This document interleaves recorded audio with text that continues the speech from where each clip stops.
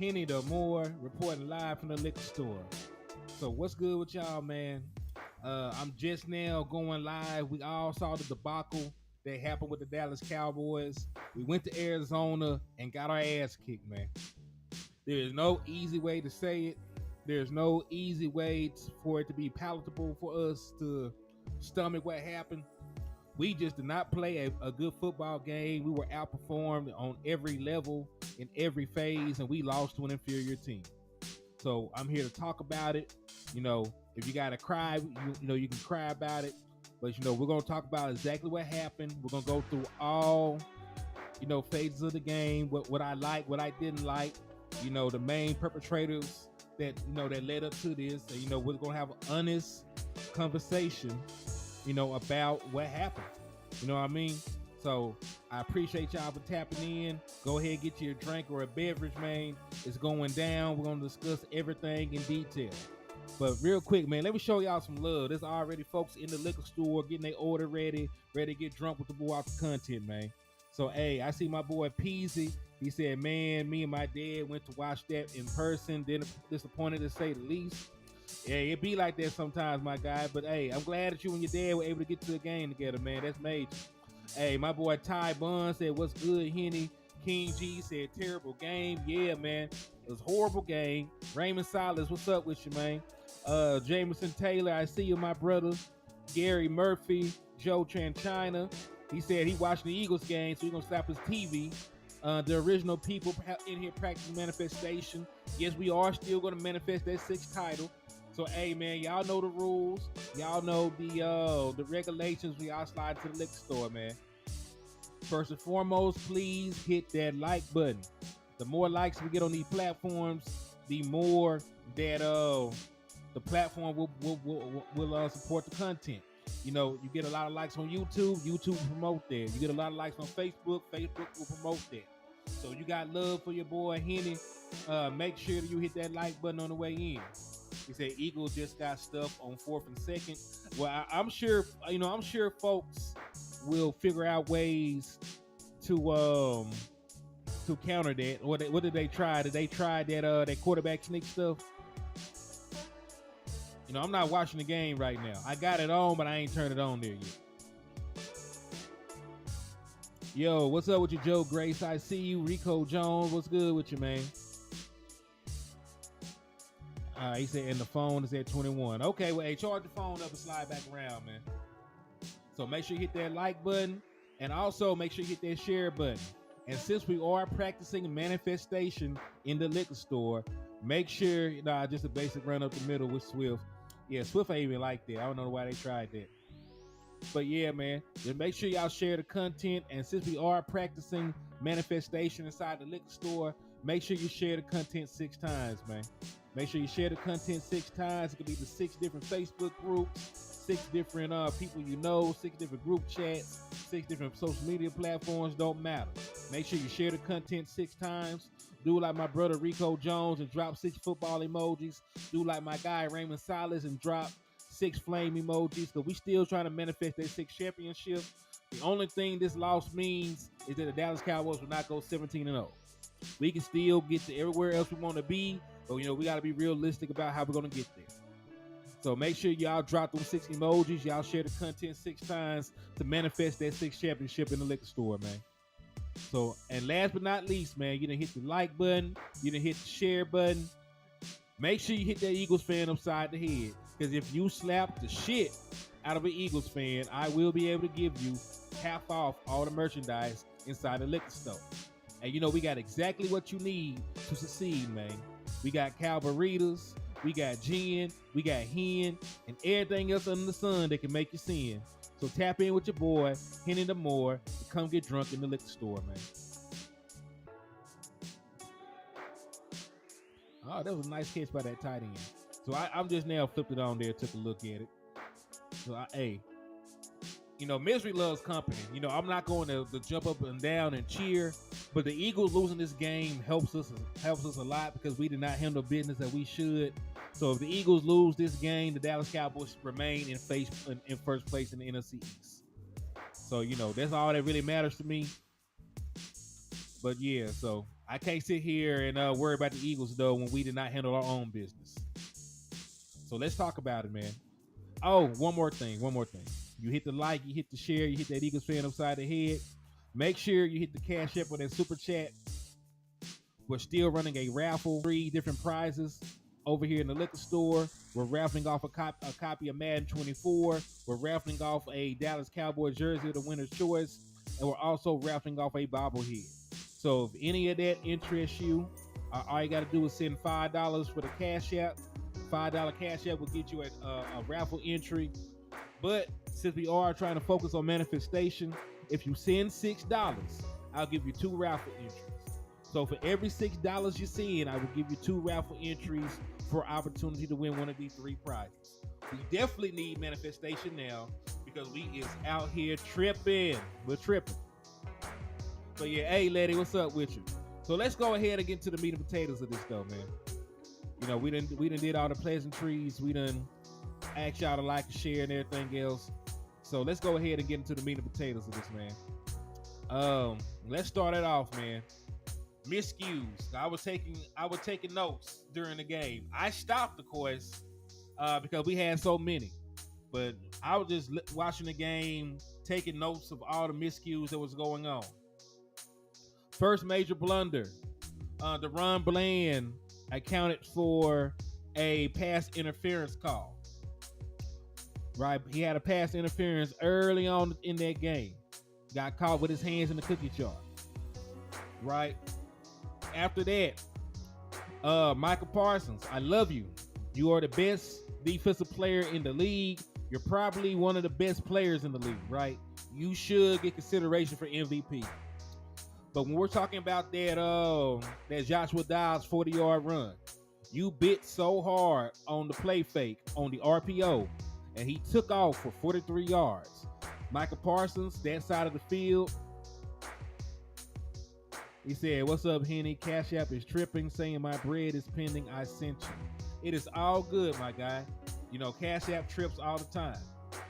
I know it'll come through eventually, but I appreciate you for supporting, my boy. I appreciate you. Yeah, Michael Parsons, I love you. You did not keep contained on the RPO. That was your responsibility. And, you know, you gave up the 43-yard run to Joshua Dobbs, right? So you did not keep contained on that play. The defense as a whole, they gave up 222 yards on the ground. Gave up 192 yards rushing through the first half of football. I don't know too many games where a defense gave up 200 yards rushing and you actually won. Because when you're able to generate explosive plays and you don't have to put the ball in the air, it's hard to stop a team. You gave up a 43-yard run to Joshua Dobbs. You gave up over a 40-yard run to Rondale Moore, who was a damn wide receiver. So you let a wide receiver go for 40 yards. You let a quarterback go for 40 yards. You let James Conner rush for 93 yards on 14 carries. So he didn't even have a huge workload. They had so many explosive plays in the run game. They were getting all this yardage on just a handful of carries. Like they could do nothing right in the run defense. So, you know, those are some things I noticed from a surface look at it. But let's go even further. Right, let's go even further. I said I've been beating the table about these running quarterbacks, man. We are not containing the middle of the defensive front. Yeah, that's something that still has been an issue. You know, I was willing to overlook it week 1 and week 2 because of when it happened, because Daniel Jones got off early and he didn't have any more success after that first drive running the football. And then Zach Wilson got all those rushing yards on one drive. Right, so I doubt for the most part they did a better job of it, but it reared its ugly head again. Right, we came into this game as the number 9 overall run defense in the National Football League. Well, we're definitely not in the top 10 no more. I know damn sure we ain't in the top 10. We just gave up 222 yards on the ground. Right, so Dallas Cowboys run defense, their ability to contain mobile quarterbacks, all that stuff came into play. And I'm gonna go down the list of some guys that I want to personally call out. You know what I'm saying? I don't ever like throwing anybody under the bus. But defense, like defense as a whole, first and foremost, I still think we have one of the best defenses in the National Football League. But they did not play it. Fuck you, Spicy Kicks. You were right though. We did have upset. Did not see it coming. But hey, it is what it is. And you say K1 like he's somebody. K1 got a losing record as a starting quarterback. Like you're cheering for a guy that has a losing record as a starting quarterback. So it's cute. It's cool. Y'all beat the Dallas Cowboys. Might not ever win a game rest of the season, but it's cool. He said, I'm just on the couch, Neil. He said, yeah, J-Run Curse did not have nobody had a great night or a great day in run support. Right? Nobody had a great day in run support. Your best defenders against the run was DeMarcus Lawrence. DeMarcus Lawrence graded out great against the run. DeMarcus Lawrence, he said Kyler is better than Dak. Kyler Murray is better than Dak, but he's never thrown for 30 touchdowns, never thrown for 4,000 yards, never won a playoff game. You're right. Whatever help you sleep at night. Put Kyler Murray on the Cowboys. Dog. The Cardinals don't have a good team, but the Cardinals had DeAndre Hopkins, all these other guys, and y'all couldn't even win a playoff game. But talk about put them on the Cowboys. Come on now. Gave that man Zach Ertz, had DeAndre Hopkins, had all these featured weapons, and y'all couldn't even win a playoff game. So I don't want to hear that. I'm glad you're excited, though. I know I'm glad you're excited about beating the Dallas Cowboys.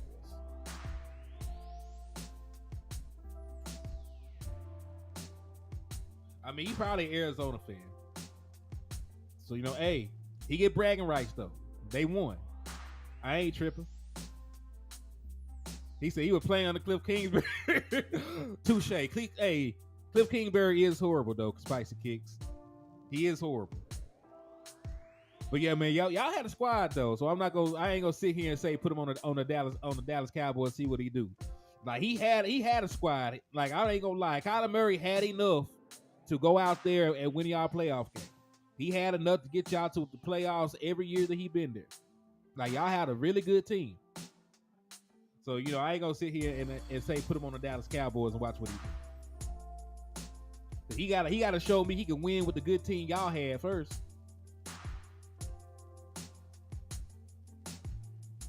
Special K, what's good with you, man? He said he had a squad. They had a squad. All right, so J-Run Kurt. Well, they're the people I really want to call out. Leighton Van, your linebackers, man. Your linebackers. Because, dog, your highest rated linebacker was Leighton Vander Esch. He graded out as like a 50-something, dog. That was your highest rated linebacker. Like, nobody wanted any parts of run fit. Damone Clark, I think he still has the potential to be a great linebacker down the line. He was horrible. Did not hit the gap at any point in time. Run support was putrid.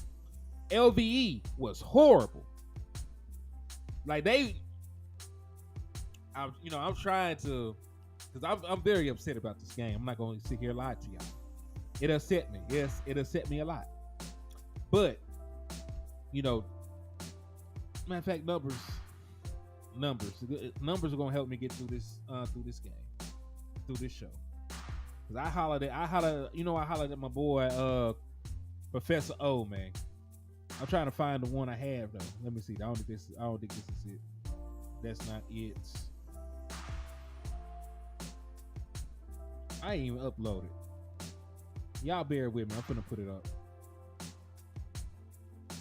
Said stupid penalties. Said Vander just reacts late. Missing tackles. The red zone pissed me off more than anything. It said haters glazing all over themselves for the first time this season.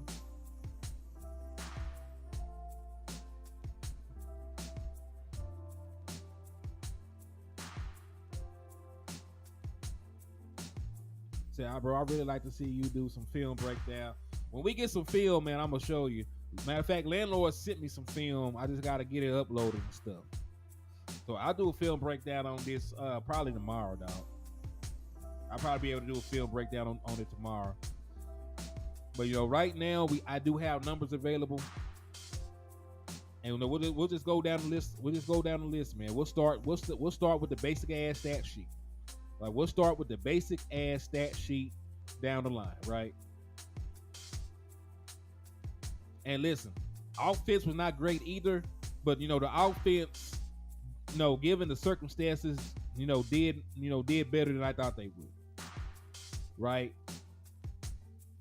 They did much better than I expected them to do, given the overall circumstances.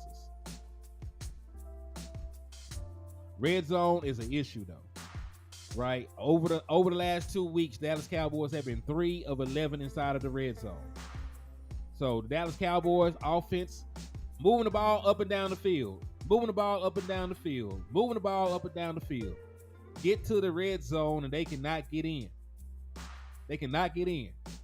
Even the one touchdown we scored down there was on a screen pass. That man went 16 yards to get into the red zone. Right? So we still are having issues getting the ball into the red zone. We're 3 of 11 in the end zone. At this point, when we get down there into the money downs, we are not executing at all. We're not executing.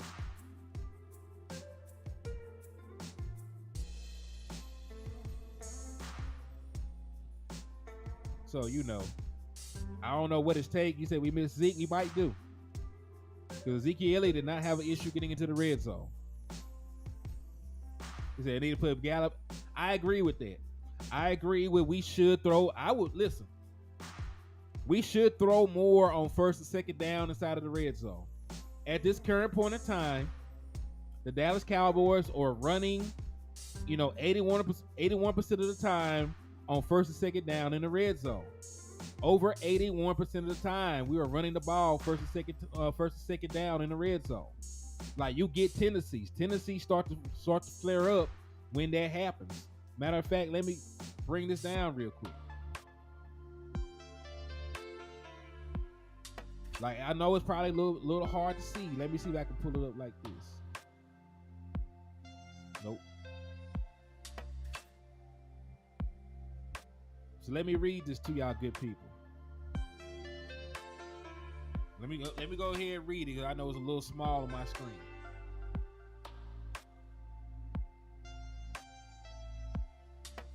Because it's sad to have predictability issues this early into the season. All right, so first down, rushing plays in the red zone. Yards to go, 1, 50% of the time. Yards to go, 4, 100% of the time.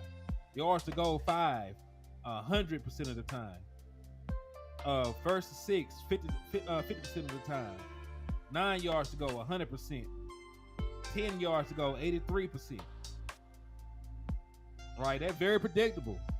Second down in the red zone, they're running almost 100% of the time. Dallas Cowboys are very, very predictable with the red zone play calling.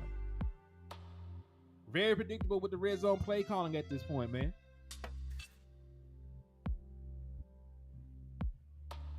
So I know we need to be better in executing. There's still been a couple plays here and there that could have been made. But right now, Brian Schottenheimer, Mike McCarthy, y'all are the architects of this red zone offense right now. It's not looking good. It's not looking good, right? Even when you throw the ball, right? Even when they decide to throw the ball in the red zone, nobody is open for the most part. They're dropping 7 and 8 into coverage in the red zone, and you're not, you're not taking advantage of it. Like you're not putting your quarterback in a position to be successful with these red zone play calls. Like for example, they called a play action boot in the red zone, right? But we call it so often, nobody was fooled. They did not bite on the play action. They all covered everybody down the field. Nobody got open, and Dak Prescott had to throw the ball away. So, And I'm not saying Dak is 100% without blame. There were some throws that he wish he had back. But dog, for the most part, people were not getting separation. Play calling was abysmal. And listen, he completed, with 3 backup offensive linemen, he threw for a touchdown, completed 63% of his passes. Right? That's about as good as I could expect, given that you're down 3 Pro Bowl linemen. So I didn't expect for this to be a Dak Prescott game. Once I realized the offensive lineman was out, I thought that this would be a Tony Pollard game. I thought this would be a Rico Dow game. And listen, even for the most part, they ran the ball efficiently until they got to the red zone. Dallas Cowboys, averaged damn near like 5 yards to carry, but when they got into the red zone, they averaged about 1.2. Right, so all those yards they got running the ball, that shit dissipated once they got down there, in the goal-to-goal situation. He said we need to get Fournette. I'll bring Leonard Fournette in. I think Leonard Fournette would be a good red zone running back. I think Leonard Fournette would be a great red zone running back. I know I don't necessarily got the numbers for Leonard Fournette right in front of me, but right now that boy Tony Pollard. And listen, that's another thing that irritates me. Even Tony Pollard, I didn't like the play calls for him in the red zone. Like Tony Pollard has 4.3 speed. He has 4.3 speed. Why are you not letting Tony Pollard attack the edges when you get to the red zone? You're running Tony Pollard into the teeth of the defense. That's not really his game. Let Tony Pollard throw Tony Pollard a toss. Let Tony Pollard get a sweep. Let Tony Pollard get a stretch. Don't just run the ball up the middle of the damn defense. You know what I mean? Like, there are better ways for Tony Pollard to get involved into this game. There are much better options than just allowing Tony Pollard or any other running back to run into the teeth of the defense and just bang your head against a brick wall. You showed the ability to do it these last couple of games. Like, you showed the ability to do it week 1. Week 1, Tony Pollard got 2 red zone touchdowns. All of them came on the edge. You got Turpin involved. Turpin was able to get the edge and get a rushing touchdown. And Kissy, I'm gonna say this: you say Tony Pollard is too small. Tony Pollard is bigger than Emmitt Smith. Emmitt Smith was 5'9", like 2-something. Ran up the middle of the defenses. Tony Pollard is not a super small guy. Tony Pollard is just slightly smaller than Ezekiel Elliott. Tony Pollard is 6 foot, 200-something pounds. And he is not a small person. He is not a small human being. He just looked like that. So even then, I'm still not saying run him in the teeth of the defense, but let him, use his speed. Let him use his elusiveness, his explosiveness to get the edges. Because he got 2 red zone touchdowns for you week 1. Yeah, I agree with that. I'm saying use his speed. Rico Dow, you can use him in the red zone. I prefer to use him going up the middle. You let Hunter Luepke keep a roster spot. And you hand him the ball during this game. Let him do that in the red zone. Right? You do not have to strictly run Tony Pollard into the teeth of your defense. You damn sure don't need to be out here. Yeah. Matter of fact, let Dak Prescott, hey, does Dak Prescott look healthy? Does Dak Prescott look like the old Dak Prescott on that 3rd down run? Rush for like 14, 15 yards on the 3rd and 12. Got to have a play. And on that play, right, he won't get credit for it, but nobody was open on 3rd and long. Play calling got nobody open. No receiver got separation at all. And he took off running for his life, made a couple guys miss, and got a needed 1st down. So, nobody gonna give him credit for the plays he made off script. No, they're just gonna talk about the red zone interception when we were already down 12, and they didn't make stop anyway. So the only thing that red zone interception changed, instead of losing by 5, you lost by 12. They were only gonna be good for 7 points. They still would have got the ball back and ran the clock out. So everybody holding on to that red zone interception. I got bigger things I'm concerned about. I'm more concerned that my defense cannot stop the run. I'm more concerned about the lackluster performance of my defense, because we all thought going into the season our offense would be better, but our offense would be a work in progress. Like, we have an entirely new system, an entirely new play caller. I expected my offense to struggle a little bit. They said they want Dak to keep running, but we don't need that all the time. Yeah, I don't want it all the time. What he did on third down, third to make something happen, I'm fine with that.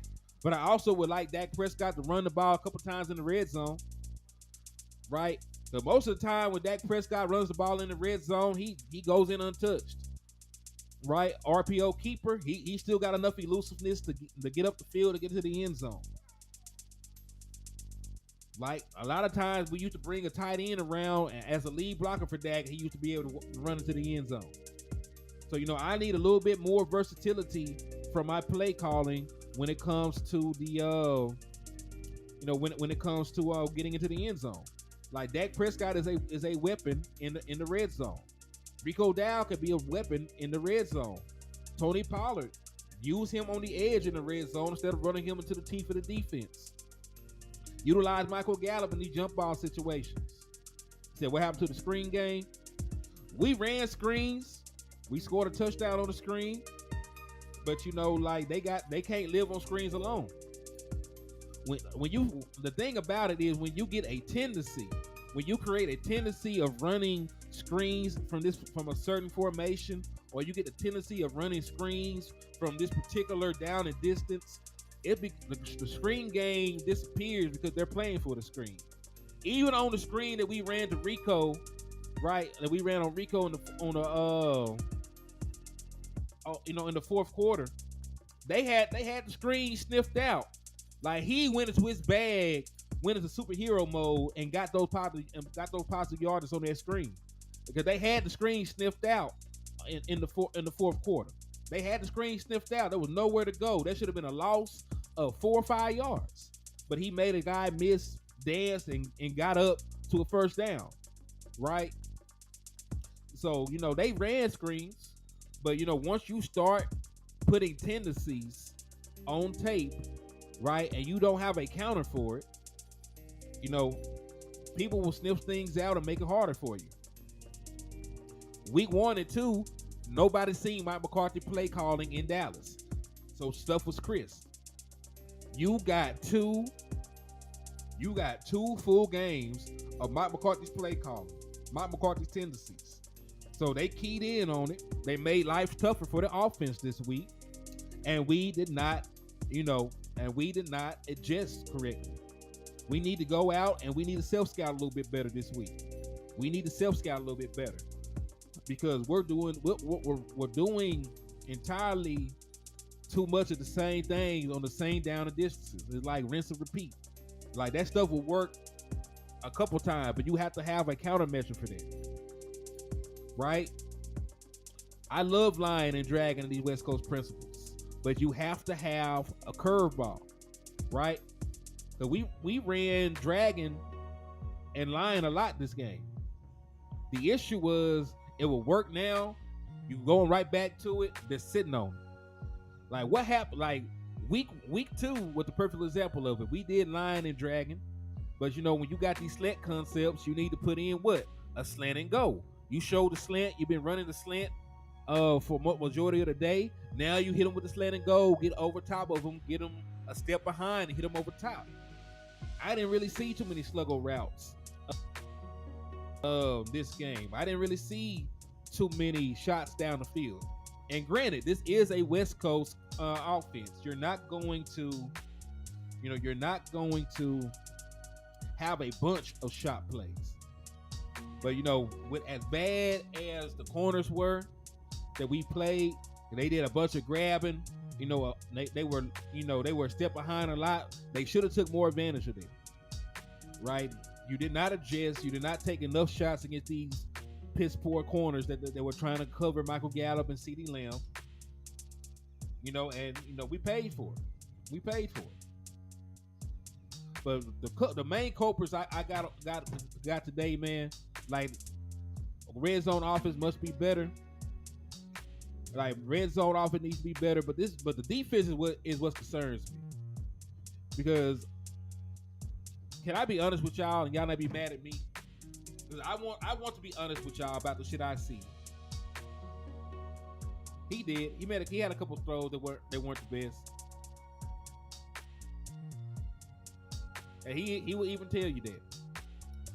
But what concerns me more than anything, outside of the run defense, Stephon Gilmore, man, has been getting worked over a little bit, man. I'm not gonna sit here and lie to y'all. I saw that he struggled week 2. I did not want to harp on it because we won the game by 20 points. No, I did not want to dissect the way that a player played in a 20-point victory. I was gonna give him the benefit of the doubt. But he put together back-to-back shaky ass weeks. He was shaky against Garrett Wilson in the Jets game. He gave up over 100 yards and a touchdown. And he was shaky against the Arizona Cardinals. Right? We had them boys backed up 3rd and 8, in the shadow of their own goalpost, and he gave up a 20-yard completion. He said Izzy should have replaced Diggs. They did not even have my boy Izzy activated. They deactivated Israel McQuamu. And Israel McQuamu played good for you in 2 playoff games. And you did not even give him the nod. You should have gave Izzy some burn. Even if it was only rotational. Even if it was only rotational, you should at least had Israel McQuamu activated for this game. Right? And I love Stephon Gilmore. I still think, that he is going to be good for us down the line. I still think he'll be good for us. But he has given up 2 touchdowns the last 2 weeks. Arizona, he graded out better. But dog, let me just go through the list, man.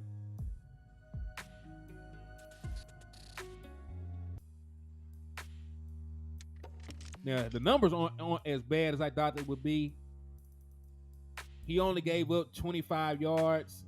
He was targeted 4 times, 2 receptions, but one of them was in the red zone for a touchdown. So on the season, he has given up 2 touchdowns already. He's given up a touchdown in each game. Gave up a touchdown to Hollywood Brown in the red zone. He was the guy covering Garrett Wilson when he broke for 68 yards. So, I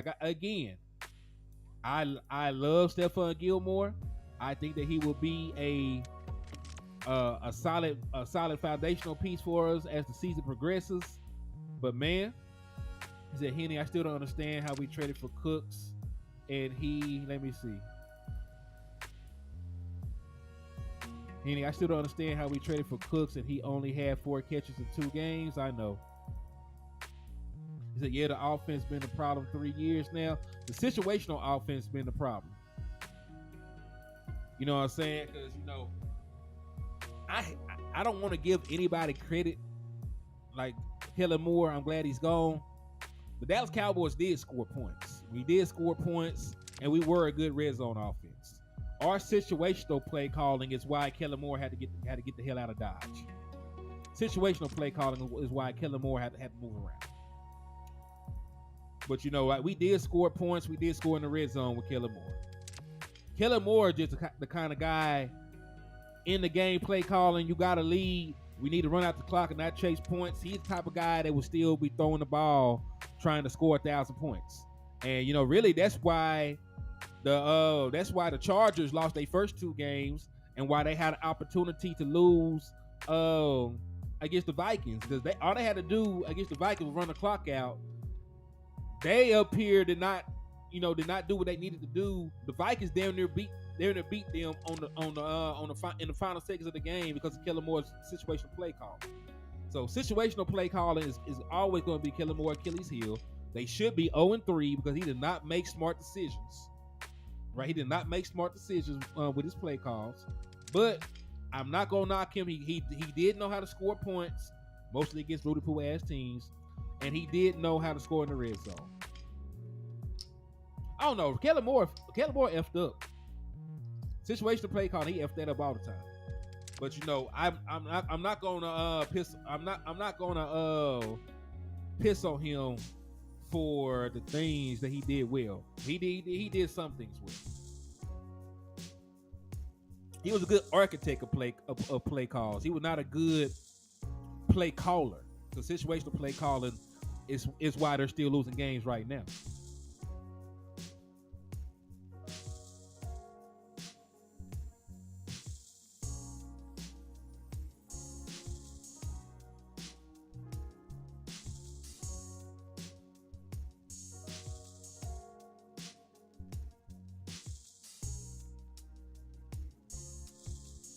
He said your thumbnail pinpointed one of the weakest links of the Cowboys. Man, listen.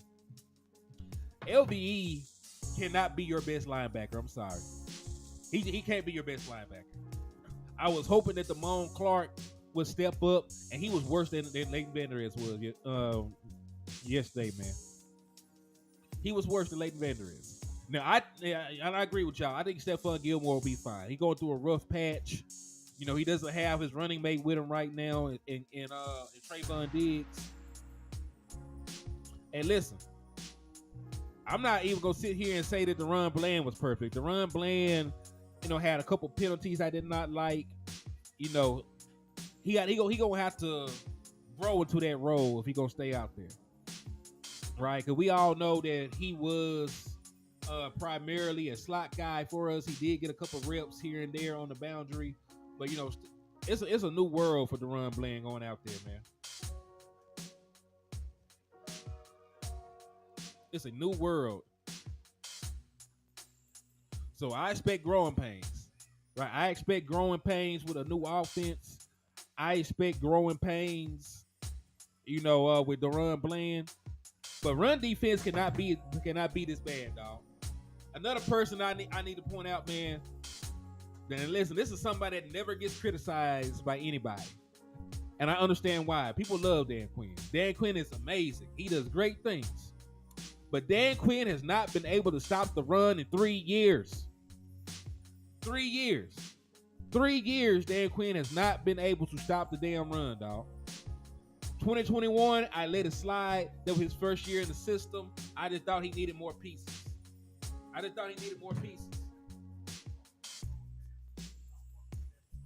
But year 2, 2022, still couldn't stop the run. Year 3, 2023, you still can't stop the damn run, my guy. You still can't stop the damn run.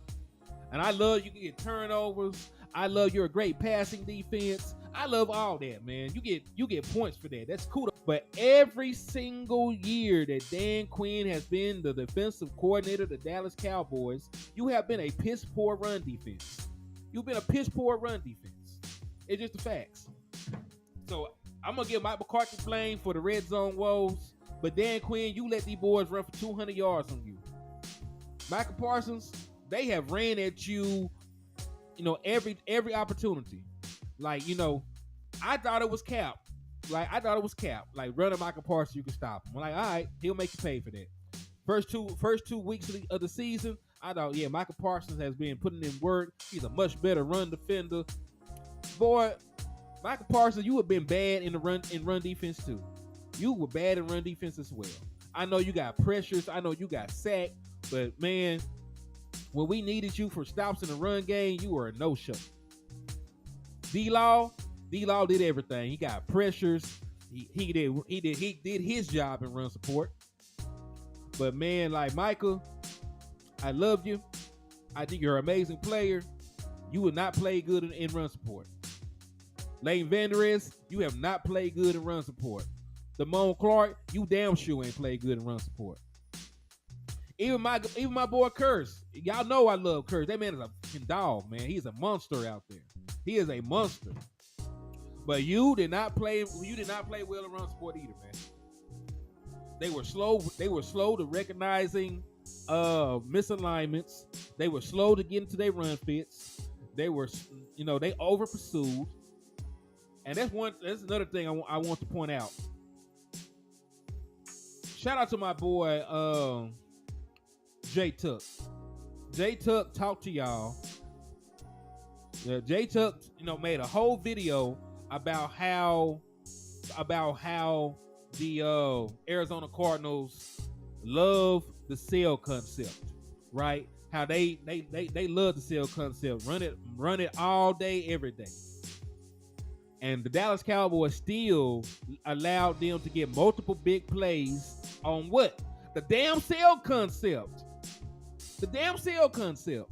So you mean to tell me independent content creators looked at some all 22 film and told y'all a week in advance that the Arizona Cardinals will be running sale from different exotic looks, but Dan Quinn, a multi-million-dollar defensive coordinator, was not prepared for it?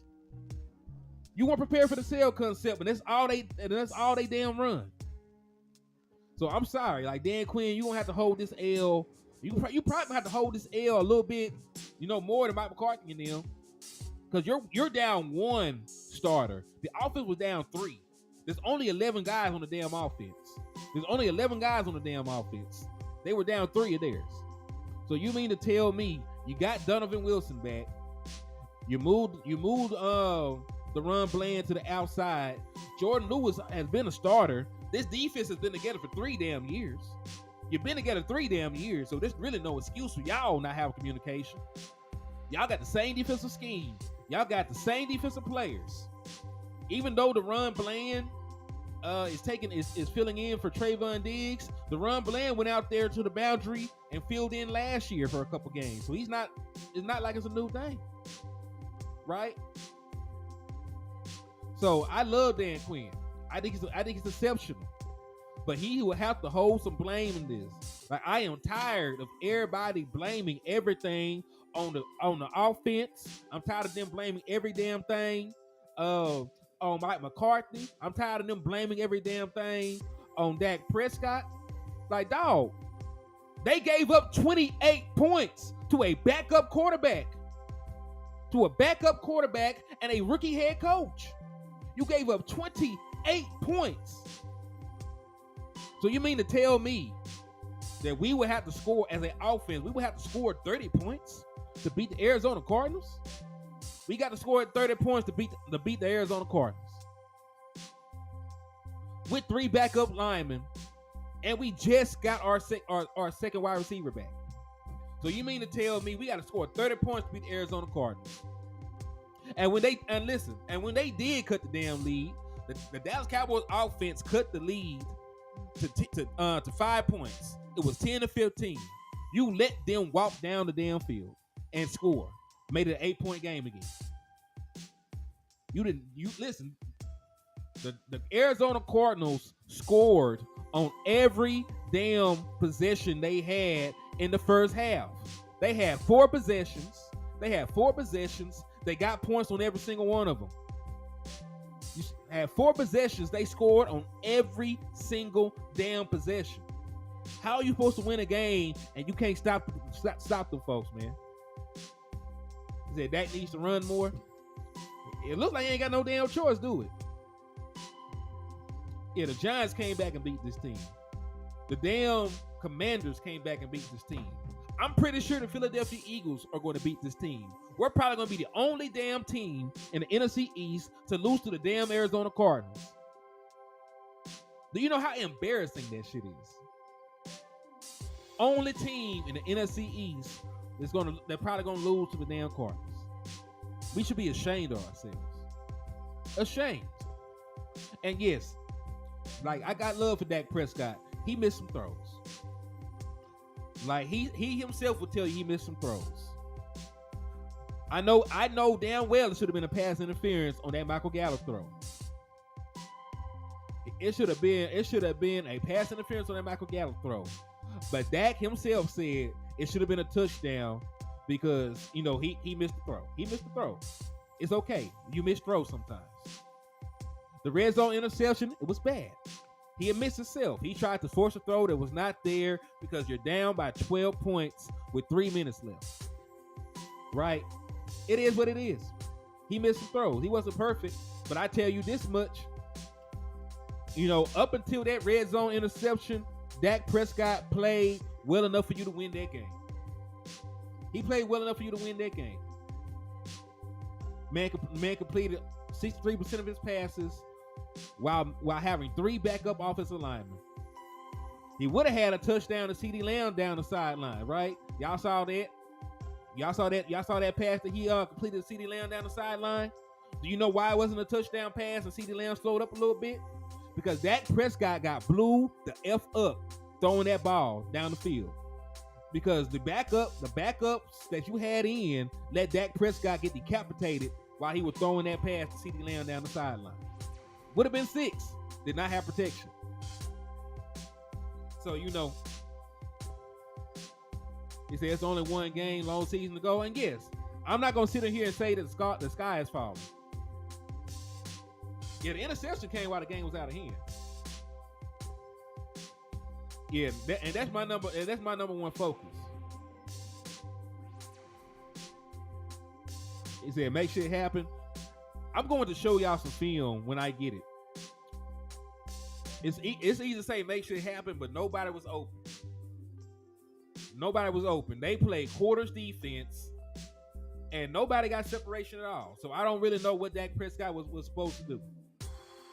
You know what I mean? Like here and there, and listen, here and there he did make plays out of structure. He did.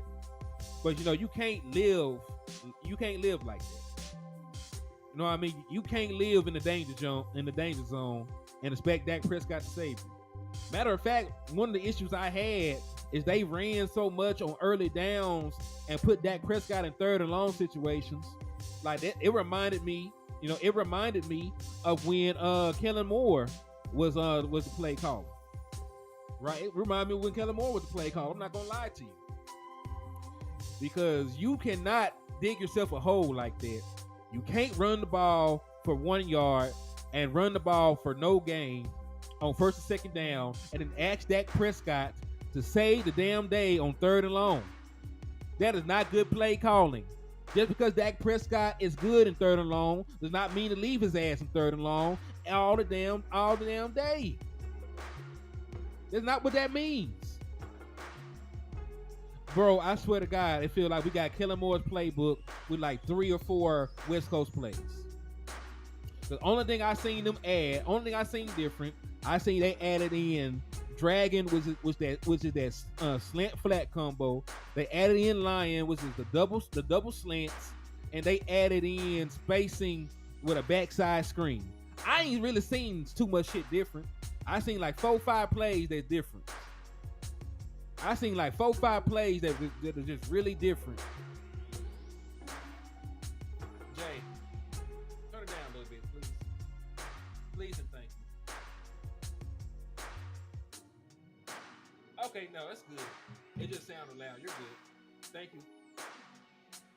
He said running the ball, running into a wall, and then passing on 3rd is the Garrett special too. Yeah, I know, man.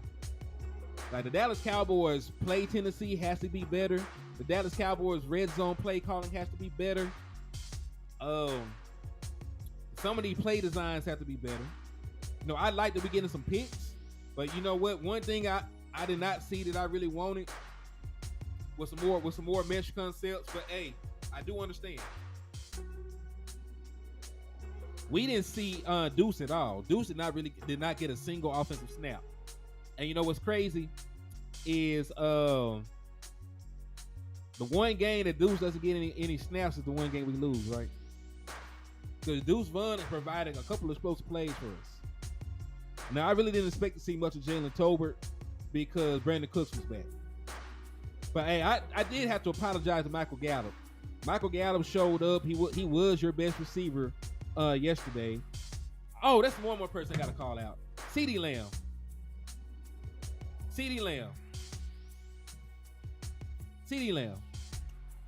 You is an 88, but you cried like a 28 or some shit. Like you were so far out of this game. You were trying to play for the pass interference more than you were trying to play for the ball. You were trying to play for the pass interference more than you were trying to play for the ball. And the ball was still right there, CD. You could have still caught the ball for the touchdown. You turned your head away to look at the official instead of trying to play the damn ball. You were trying to beg for that damn pass interference instead of trying to get the ball. It was not a perfect throw by any means, But you could have caught the ball, scored a touchdown, right? Instead of doing that.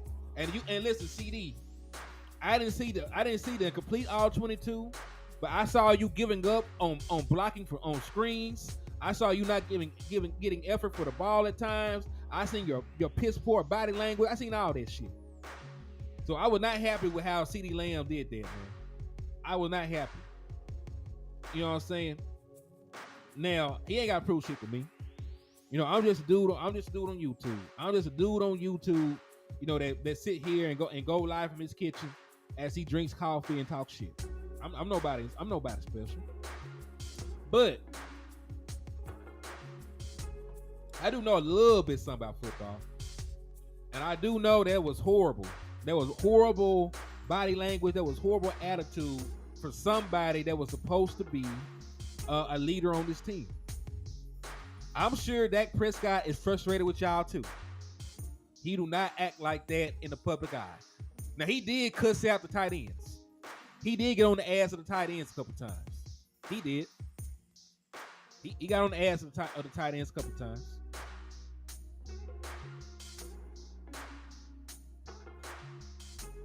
He said the mic low. It might be, man. Ain't no telling.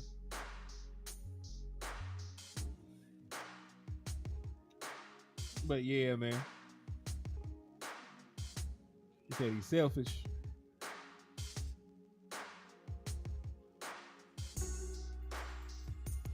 You got to be better. You are a leader on this team. You have to have better body language. When things don't go CD's way, man, like he checks out. We can't have that. We can't have that.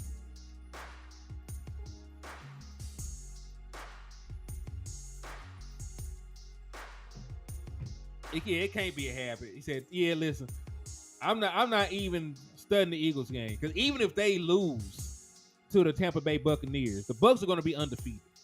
We lost to a team that ain't won a damn game yet. I can't even make fun of the raggedy ass Eagles when we don't handle our business. You know what I mean? I can't even make fun of the raggedy ass Eagles when we ain't doing what we supposed to do. There's an old saying. Sweep around your own front door before you sweep around mine. We got our own housekeeping to do before we talk shit about the shitbirds. We do. He said he does that at least twice a year. Yeah, CeeDee Lamb checks out sometimes, man. I don't know what it is, what it was, but you know, man, like I don't know. I don't know what to say. I don't know what we could do. No, you would hope that shit gets better. No, you would hope that shit gets better as the season progresses, right? But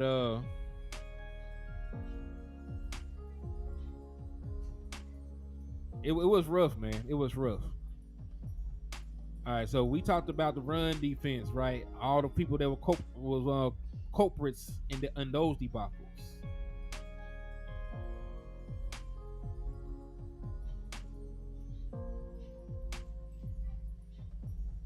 So there's always room to talk about the Cheers.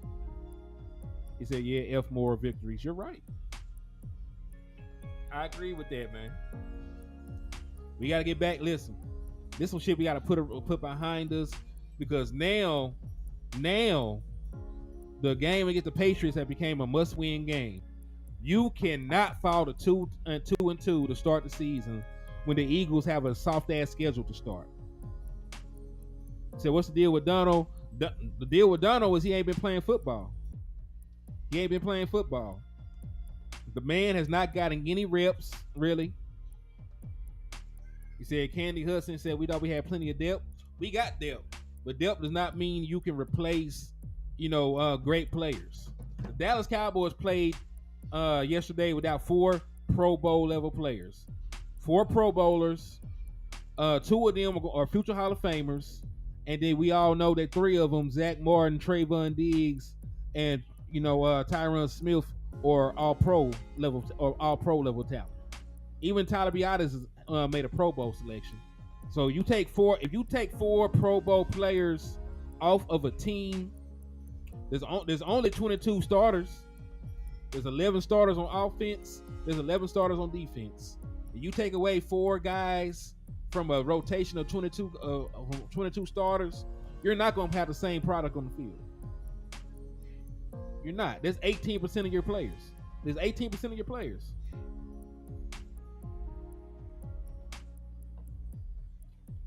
Said, what's my thoughts on getting a new cornerback back there? It would depend on who's available. It would depend on our options. It's also going to depend on if the guys that we got play better. Because I can't swap out guys every week because that's going to hurt my defense too. Because you need continuity on the back end of your defense, just like you need continuity along your offensive line. Like, it's important for those guys to play together, to build trust, to build chemistry, to get those reps, playing with each other. So unless I can get somebody that is, close to a Trayvon Diggs, which I know we can't, I see no reason in playing musical chairs with our defensive back room. You might want to change your coverages. Wanye only played on special teams. Wanye did not clock a single defensive snap. He played only special teams, and I also thought that was a mistake since Donovan Wilson, only had, today. This was Donovan Wilson's first game of the season, and you brought him back, in a road game with a team that ran out the ball. Now, he was not great himself, right? He had a down game. He definitely did not do what needed to be done in run support. But, you can sort of blame that on Russ for him. At least he has a built-in excuse. I ain't been playing football. I probably ain't got my conditioning the way it needs to be because I ain't been practicing like that. I've been mostly rehabbing and stuff. So Donovan Wilson has a sort of a built-in excuse. But man, there's so many other guys out here that did not play up to the standard that this defense is supposed to have. So what about Hayward from the Chargers? He's a free agent. Hayward is, if I'm not mistaken, isn't Casey Hayward mostly a slot guy? I gotta take a look. Cause what you really want is another boundary corner. What you really want to do is put DaRon Bland back at the slot position, because that's where he's best at. It's already really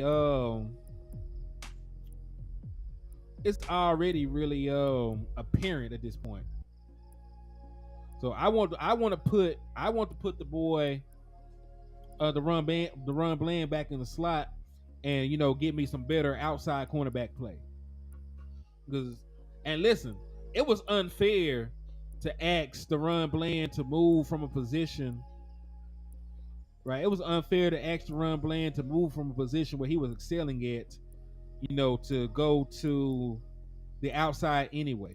We should have had a better contingency plan than moving him from where he was successful at.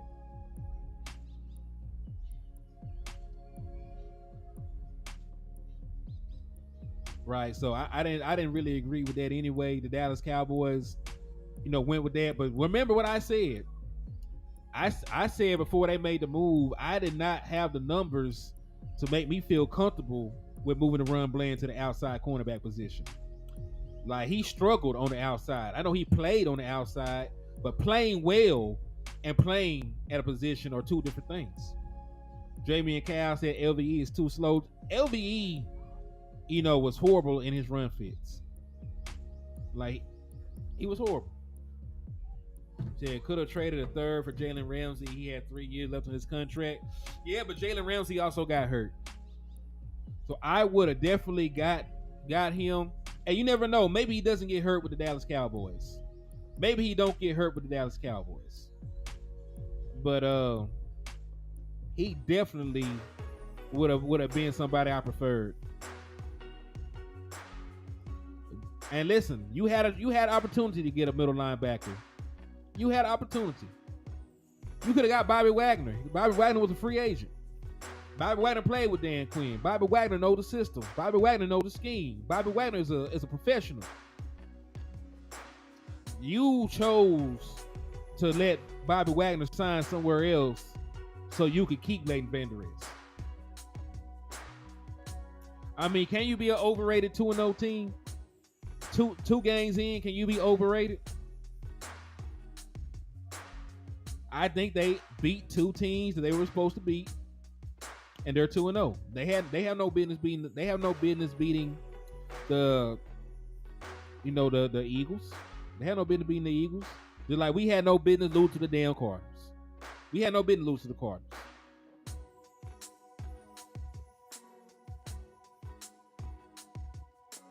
So, it is what it is, man. So, run defense. Jalen Smith plays for the Saints. If I'm not mistaken, Jalen Smith plays for the Saints right now.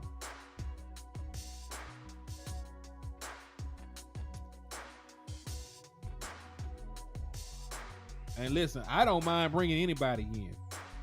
They can't. There's not a way. There's not a way possible they can be worse than Leighton Vander Esch is. But let's pull this back up again, man. Let's pull this back up again. So we ran the ball decently, right? Tony Pollard averaged 5.3 yards. Dak on 3 carries got 24 yards. Rico Dow on 4 carries got 5.2. CeeDee Lamb had what was considered 2 carries and got 9 yards. Hunter Luepke got 9 yards. Dallas Cowboys as a whole ran the football at a high level until they got into the red zone. Their red zone carries, they were averaging like 1 point something yards a damn carry. That's not going to get it. That's not going to cut it. So red zone rushing was putrid. Michael Gallup, you did your job. Six catches, 92 yards. Missed opportunity for a touchdown. They hold you on the PI. I apologize, Mike. I was wrong. You did great. You were exceptional, Michael Gallup. You were exceptional, Mike. You were exceptional. Right. Matter of fact, I did that. I didn't even pull this up. I'm tripping.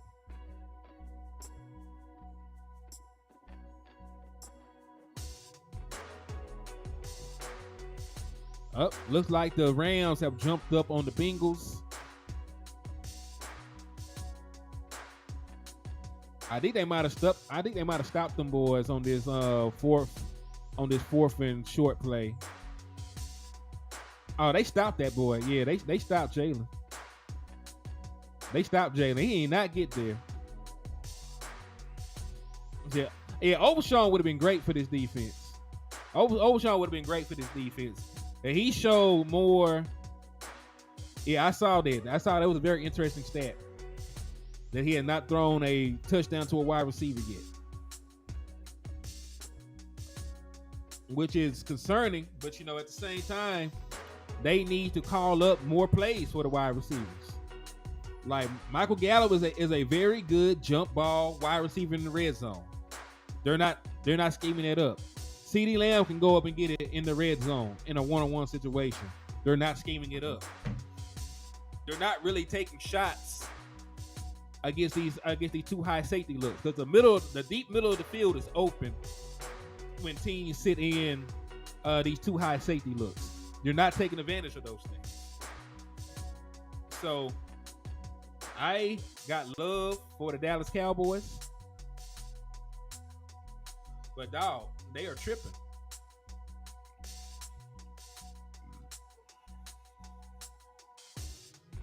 He said Luke's gonna be nice when he start getting touches. I agree. And listen, I'm willing to do anything to score in the red zone. I will give Hunter Luepke some carries. I will give Rico Dow more carries in the red zone. I will let Dak Prescott run the ball. I will draw up more jump ball situations. But I tell you what, I would take a fade route in the end zone to CeeDee Lamb or Michael Gallup over the shit they're calling. I would take red zone. And it's not like Dak Prescott can't do it. Dak Prescott was one of the best red zone passing quarterbacks in the National Football League last year. Has been one of the best red zone passing quarterbacks for years. For years, he's been one of the best red zone passers. And you're not letting Dak Prescott throw into the damn red zone? Coaching malpractice. Coaching malpractice. You're not letting Dak Prescott throw into the red zone on early down. That is coaching malpractice. You're not letting Dak Prescott who's had 6 rushing touchdowns in a season before. You're not letting him use his legs in the red zone while he's healthy.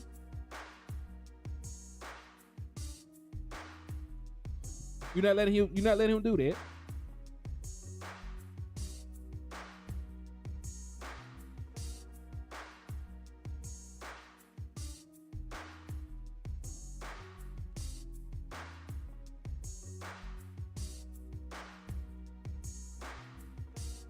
Oh, they overruled that touchdown from Matthew Stafford.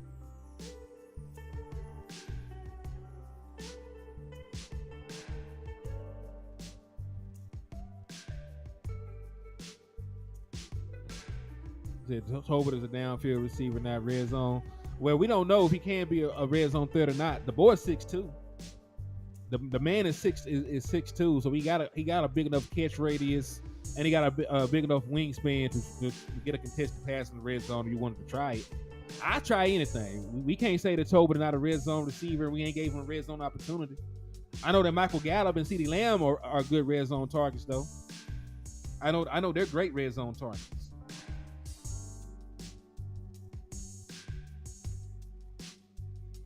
But man, I don't know. Dallas Cowboys got to be better in every aspect of the game. I'm really discombobulated that a lot of Jalen Hurts just threw a pick.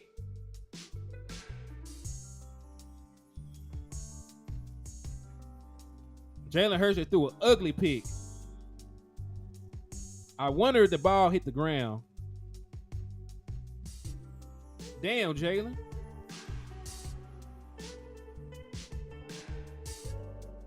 It's all good, Jalen. Shit happens.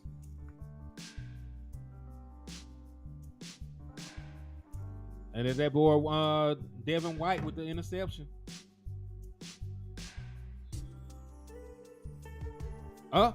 Hey, they had a Kellen Moore incident. There was an option route, and he made the wrong decision. Option route led to the interception. Who would have dunked it? They just sacked the hell out of Baker, though. They were not finna get no points.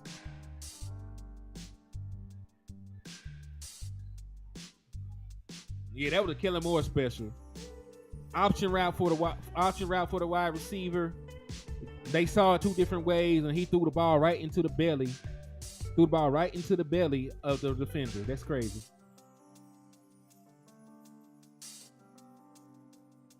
Said coaching false everywhere yesterday. Penalties. Let's talk about the penalties. He said, good throw more. I know, right? Let's talk about the penalties. Dallas Cowboys were abysmal in the penalties. I listen. They had so many penalties. I stopped keeping count of who the hell was committing them. I did have a list of folks that made them. All right, Deron Bland, multiple pass interferences. Jordan Lewis, defensive holding. TJ Bass, holding. Terrence Steele, 2 false starts. Offsides on a field goal attempt. Even though I went back and looked, that man was not offsides. Offensive pass interference, CD. Offsides, Osa. Outside, Fowler. We had 13 penalties, dog. Dallas Cowboys had 13 penalties.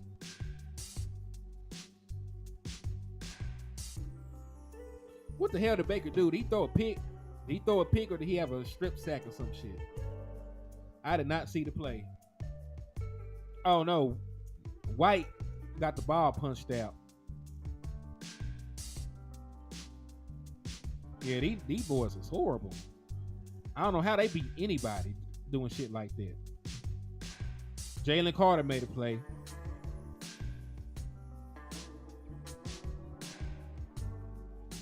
Is it F what they so jumpy about? He said these motherfuckers had 400 yards. Yeah, like, listen, you can't go around calling yourself Doomsday Part 2 or Doomsday 3. You can't go out here saying you're one of the best defenses in history and give up 400 yards to a team that folks thought were tanking. Like, they're in the game execution is so bad people think they're trying to throw games. And you lost to this damn team. In the game execution is so piss poor that you thought that people think that they're trying to lose on purpose.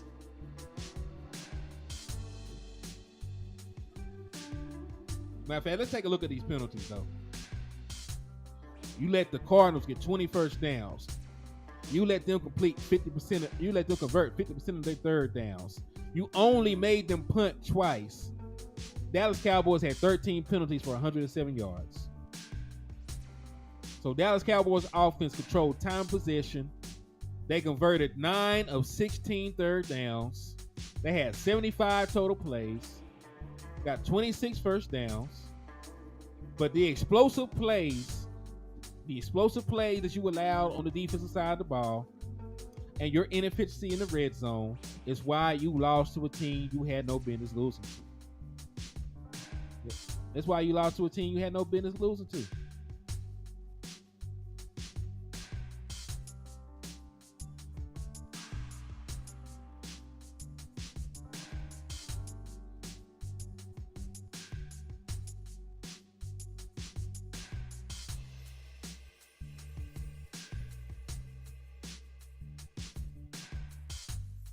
Every time defense got to come with it. Yeah, man. Listen, and there's one thing I will say: our defense talks entirely too damn much to put out a performance like this. Eagles D-line is great. I'm not a hater. I'll never say that they're overrated or anything. They got a very good defensive line. Very good defensive line. It's up there with ours. And they're actually playing like it, right now. They're actually playing like it.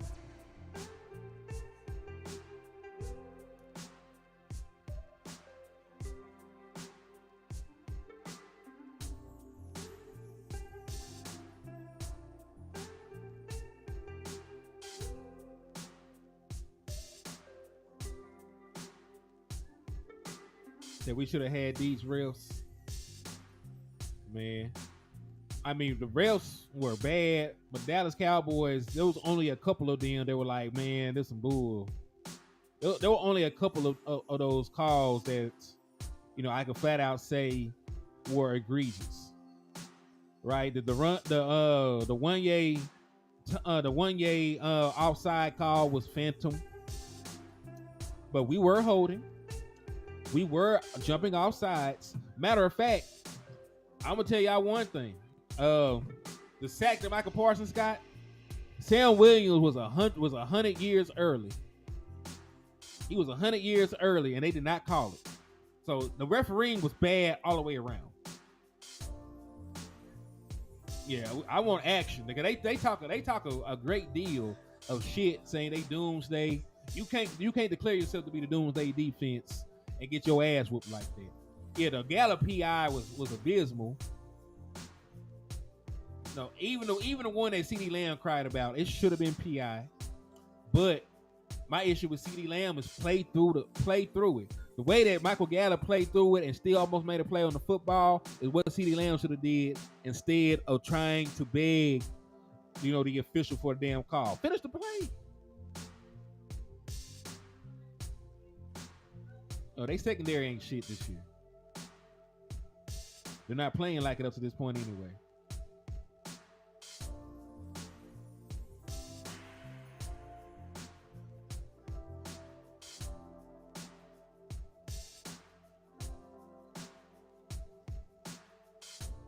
But yeah, man, while we out here talking about this, man, let's take a quick little light break.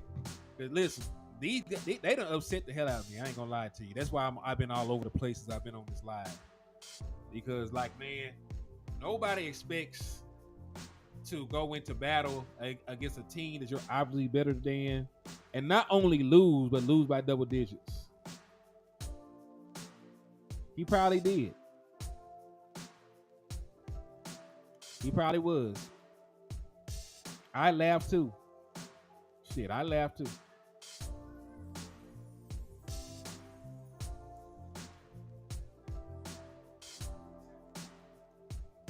But yeah, let's take a quick little light break, man. Right now, there's about 26 folks in the chat box. And let's see, there are how many likes on this one? All right, so 24 folks watching. All right, we're doing good. I got 26 folks watching and 36 likes. So there are actually more likes than there are people in the box right now. So that's love. I appreciate y'all for supporting. Make sure that y'all hit the share button. Make sure you hit the like button if you have not done so yet. Make sure you slap the shit out the Eagles fan. And also, man, make sure you hit that cash up with that super chat, man, so that you can get a raffle entry. $6 for two. We're practicing manifestation, and we're raffling off a copy of Madden, a Dallas Cowboy jersey, and a Dallas Cowboys bobblehead. So any of that entice you, make sure you hit the cash app, or you make sure you hit the super chats. James Simmons, how you living, my guy? Yeah, man, we up here talking about this debacle that happened in the desert. Debacle. There's not really much good that came out of this game. Tony Pollard, you were good in between the 20s. You were not effective in the red zone. I can say the same thing for really every player. I think the two best players we really had out there were Michael Gallup and Tony Pollard. And Tony Pollard should be an asterisk because he was not good in the red zone.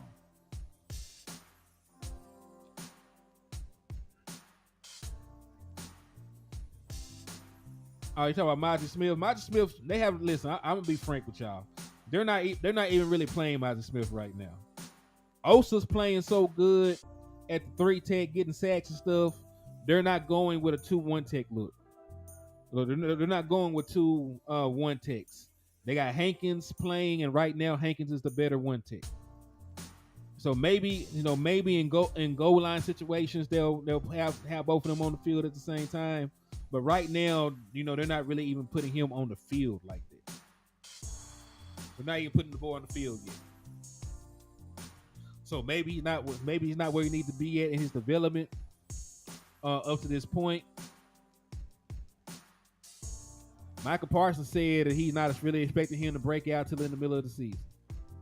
Let me see if I got the quote from Micah ass up here, who been doing a bunch of talking himself. Matter of fact, I got some quotes from y'all from some of our players. Oh, here the one. I did have that one for Leighton Van Der Esch. So, I be chopping it up with Coach Professor O sometimes, man. He said the Cowboys versus Cardinals grades per PFF. The good, DeMarcus Lawrence graded out as an 87.3 overall with a run defense grade of 88.5.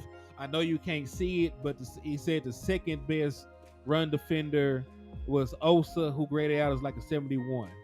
I asked him, I said, do I even want to know what my linebackers graded out in run support? I've been too scared to look. He said, well, LVE was the highest at 56.1. So, no. So none of your linebackers were good. None of your linebackers were good in anything, especially in run support. LVE was your best graded linebacker. He graded out as a F, a 56. 56. What's up, Danny Savage? I see you sliding in, my boy. I see you sliding in. He said Dak ain't making the best decisions. Dak made one bad decision, and the game was already out of control. He tried to force a throw, and even in his post game presser, he said he knew it would be a tough throw. He expected for the safety to run out. I mean, not the safety. He expected for Kaiser White to continue to run out of the play like he was doing, and he thought that he could make the throw in behind him. So he made a bad decision. He knew it was a bad throw. But really, if you go back and look at that play, there was really not much else that was out there. So he compounded the thing, but it was rough. It was rough. It definitely was rough.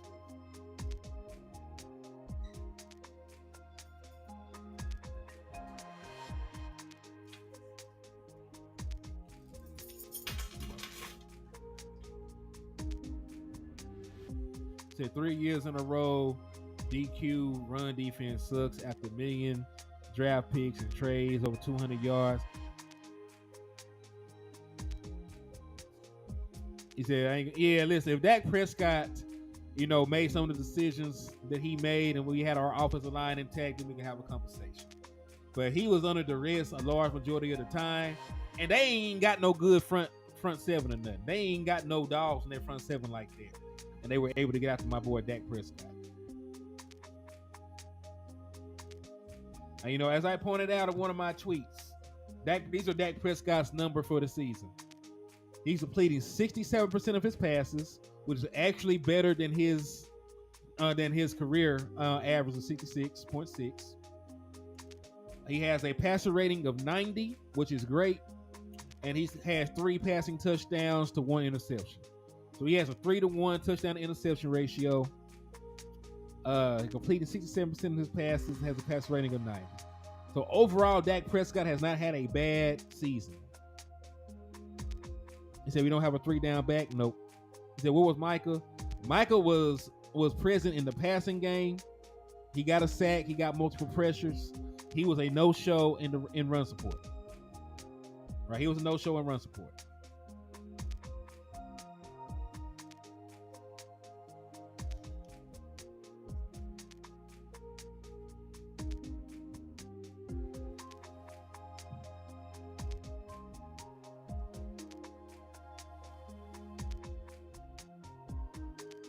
That one shitty game will be all good. I'm sure that the Dallas Cowboys will bounce back.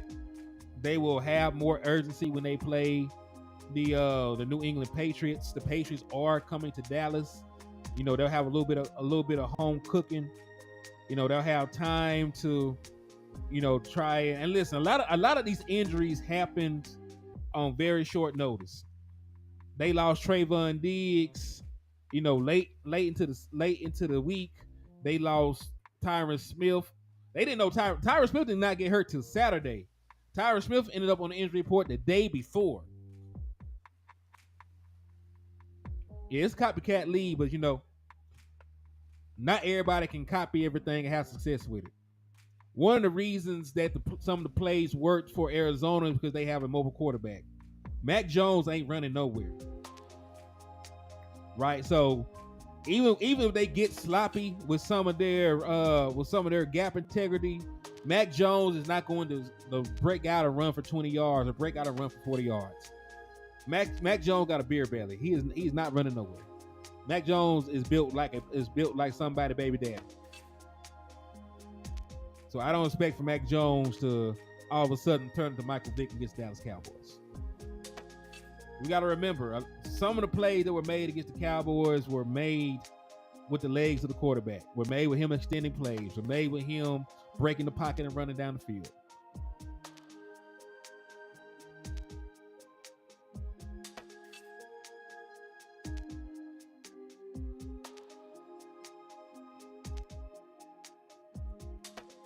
Man, that's messed up. But, Tyron Smith's health has been a liability. I can only hope and pray that it continues to,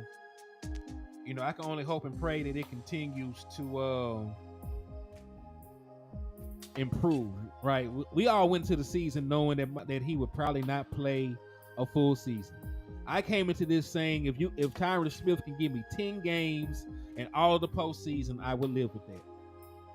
But one thing I did not like, Tyler Smith played great at left tackle last year. He has more reps at left tackle than he has at left guard. I would have put him at left tackle and left Chuma at left guard. I would have. I know it was first game back, but I definitely would have went about it that way.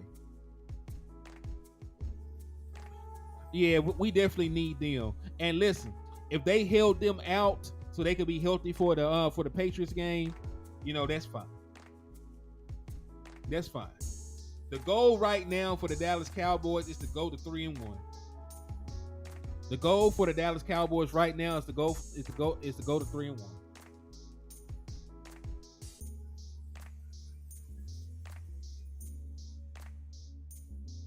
Said, do I think the New England Patriots can scheme up a good run game? They can scheme up a good run game, but your responsibilities in run support are different when you have a mobile quarterback, right? When there is the threat of the quarterback keeping the ball, you have to go about playing your run fits differently. So Mac Jones is not a threat to run the ball. So when they show inside handoff, the only other thing it can be, is a play action. So if they show inside zone, the only other thing it can be is a play action pass off of it. It's not going to be a Mac Jones keeper. So the way that they can, the way that they will play that would be entirely different than if they were playing a Jalen Hurts, if they were playing Joshua Dobbs, if they were playing a Kyler Murray, if they were playing a Lamar Jackson. Right? It puts pressure on you when you have a mobile quarterback and you're trying to come in and fit the run and play the quarterback.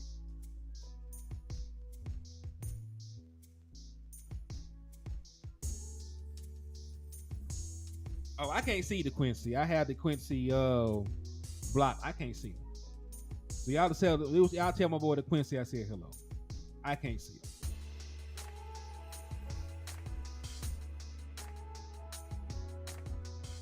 So I even called out Michael.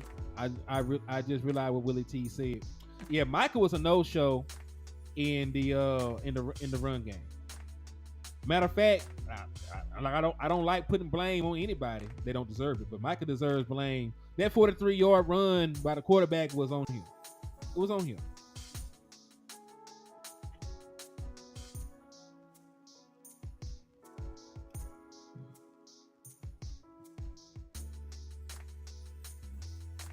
Yeah, it's a long season. I know it started good for us. I know it started real good for us, right? Week one, we scored multiple touchdowns in the red zone. Then it got worse week two, and then it got worse week three. So I expected growing pains with a new offense and a new play caller. I expected growing pains, but I did not, expect for us to be this poor in the red zone. This poor.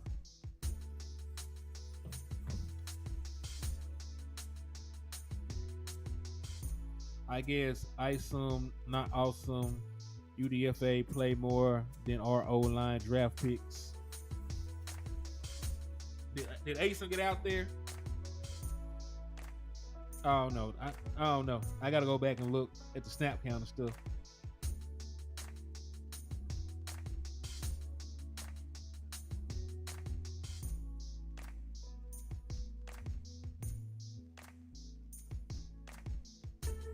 He said he need to run. Hey, I agree with that. Run Hunter and Rico in the red zone. We will have to come up with better ways to. We got to come up with better ways to get into the end zone. And listen, y'all know I stood on the table. Y'all know I stood on the table for Dalton Schultz. Damn sure. Seems like we missed him a little bit.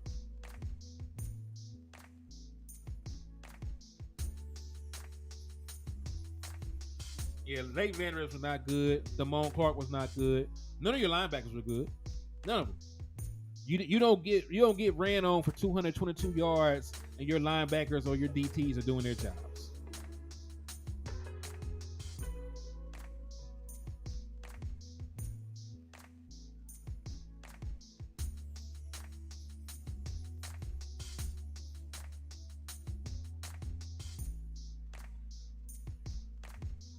See, yeah, Hunter only has one running play in 3 games. He said Gallup, TP, and Dowdle only ones who showed up anything on offense. Receiver had a very rough time getting open.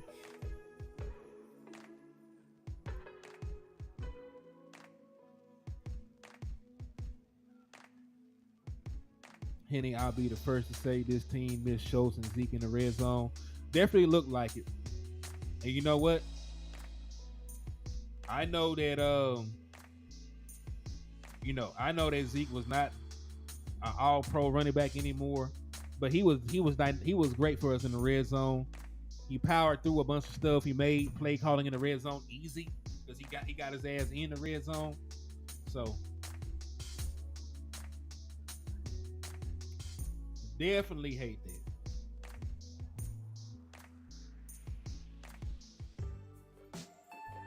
Yeah, the last touchdown was on Gilmore. Gilmore has given up a touchdown in each of the last 2 games. He also gave up over 100 yards last week. So I like Stephon too. I like Stephon Gilmore, but he ain't play good.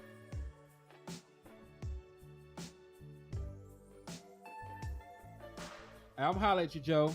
What's up, Daisy Clark? Said and Zeke Henny, those 12 touchdowns, we definitely will be missed. I agree with that. I agree with all of that. You miss Zeke. You miss Dalton Schultz. No, that's 17. That's 17 touchdowns. Zeke had 12 rushing touchdowns, and Dalton Schultz had 5 receiving touchdowns.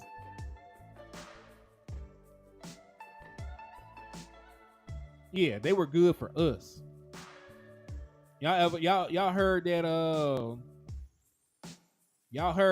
that J. Cole song from back in the day? Nobody perfect, but you're perfect for me. They were perfect for the Dallas Cowboys. They were perfect for the Dallas Cowboys.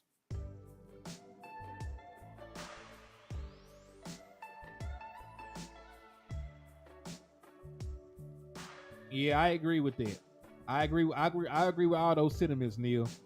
Should have been Tyler Smith at left tackle. He was your best option at left tackle. Edoga played good these first 2 weeks at guard. I had no issues with Chuma Edoga at guard. The moment you moved his ass to left tackle, all hell broke loose. The moment you moved him to left tackle, all hell broke loose.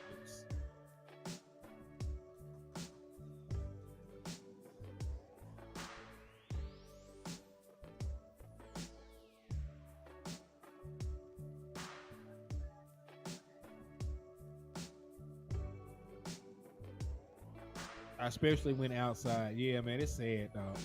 Dallas Cowboys, I'm disappointed. There's plenty of guys that I can look at and say didn't do their job. As a whole, this team is gonna have to take a long look in the mirror and decide who the hell they want to be. They're gonna have to take a long look in the mirror and decide who the hell they want to be and what the hell they're going to do.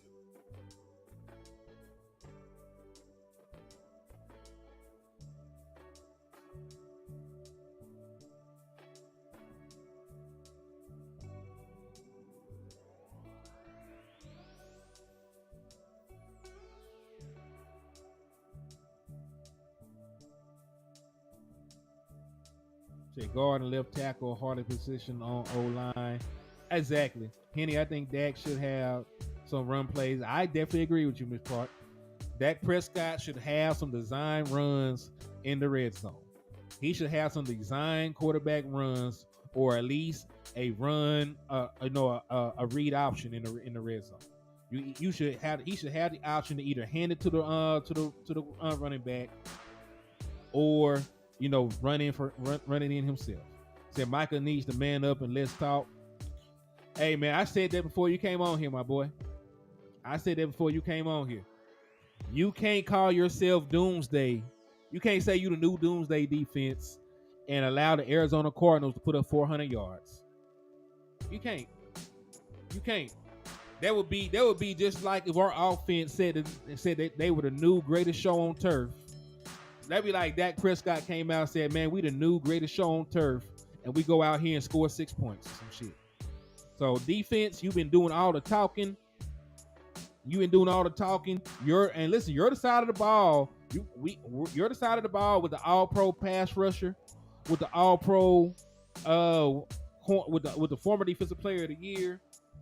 You're supposed to have the three best, the best safety room in the NFL. You didn't play like it. He said he never been the same running.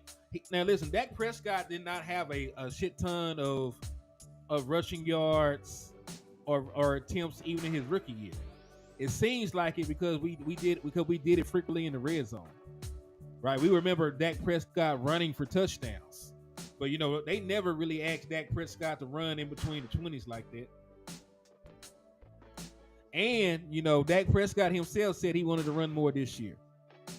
He said he wanted to run more this year because he felt healthier. 3rd and 12, he took off running. Right, ran for another first down earlier on in the game. Had another 10-yard game. So Dak Prescott had to 10-yard carries in this game. He had 2 10-yard carries.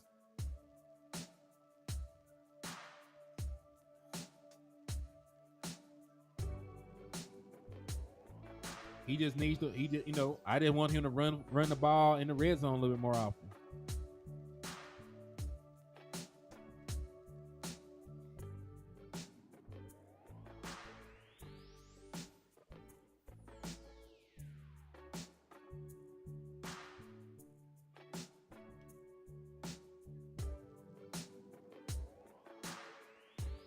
Yeah, he did. He did something yesterday.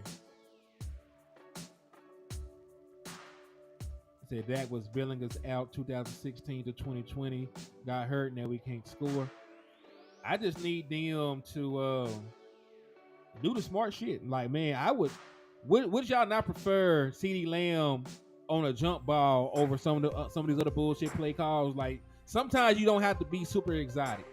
Line up in a power set.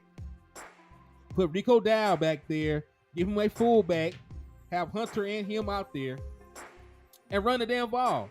Let's follow Hunter Luki into the end zone. Right? And even if you line up like that and you want to take a shot into the end zone, they have to line up one-on-one if you're going to show this heavy ass look.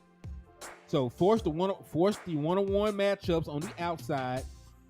No, get CeeDee Lamb or get Michael Gallup single covered on the outside and throw their ass some fade balls. And make sure you do it on first down, damn it. You're running the ball on first and second down in the red zone 81% of the time. It is not working, apparently. So throw a monkey wrench into that shit. Switch it up. Switch it up. Switch it up.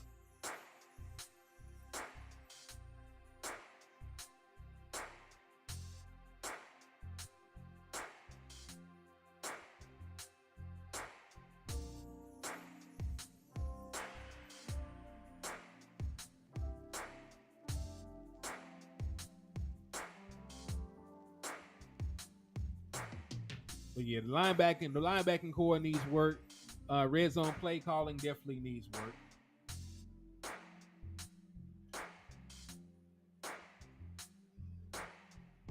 We do too many runs on first and second. Exactly. Like, dog, like a lot of the stuff that we did with Kellen Moore wasn't exotic. We handed the ball to Zeke. We took advantage of one-on-one opportunities. We didn't reinvent the damn wheel. We didn't reinvent the wheel. We did not reinvent the wheel.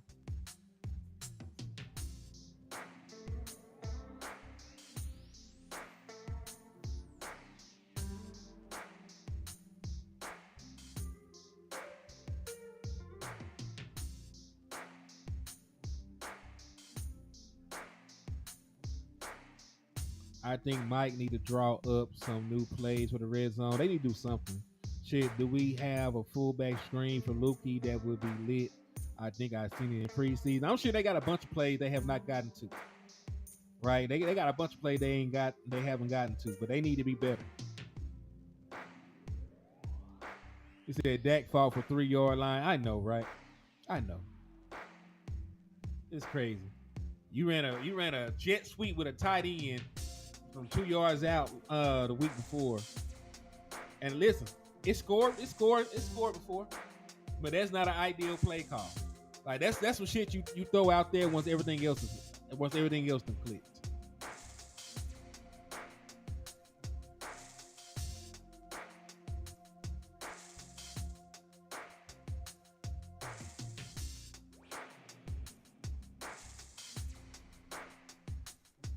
We needed to open up the offense. Now I don't want to see the Cooks running 5-yard slants. He said,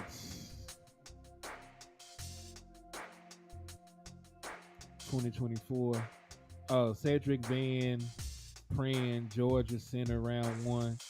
Tommy Eichenberg. I heard of him, middle linebacker from Iowa State. Then round 3, more O lineman, Big DT."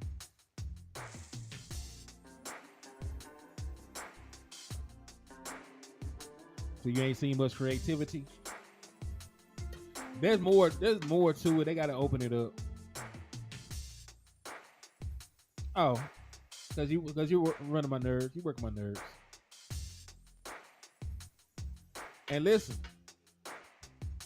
they gonna block your ass eventually. You keep fucking with them.